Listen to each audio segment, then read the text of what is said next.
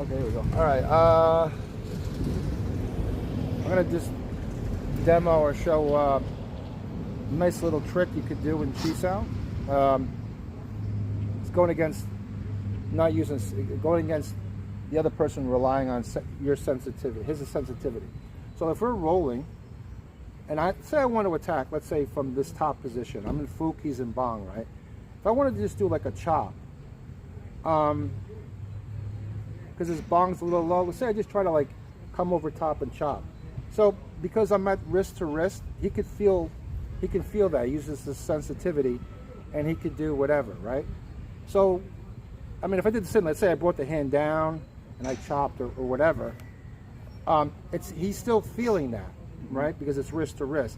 So one thing, as we're rolling, what I could do is, so he can't rely on the sensitivity, is use a little bit of pressure at the wrist, but not really going forward. So I keep baiting me. Yeah, so what I'm going to do is I'm going to switch the power from the wrist to the elbow. So what I mean is I'm going to move the elbow forward. I'm moving it very slowly while maintaining the contact point at the wrist. Right.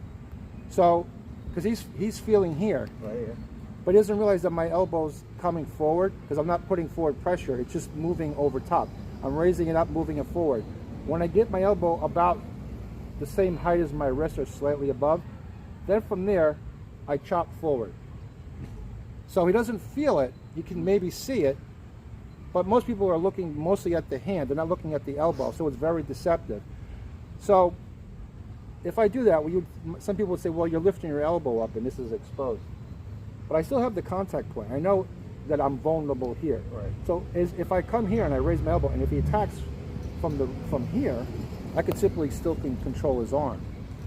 I'm still controlling it from the contact point here, if he does that. But when we're rolling, see, I just bring this forward and then I chop. Yeah. And he doesn't feel it. He's not.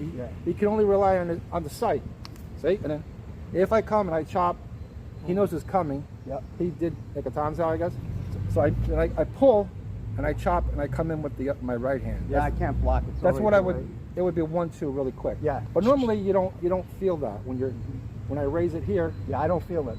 Most people, a lot of times, people would they would actually come off of his bong and chop. But that's actually dangerous. Once there's no point of contact, right, from your point of view, he could just simply chop and come in. He could simply come in and chop me. But I got to maintain a presence. I have to maintain this point of contact. So I keep the point of contact, but I raise the elbow up. I move the elbow off the center up to my shoulder, and then I shoot the fox out.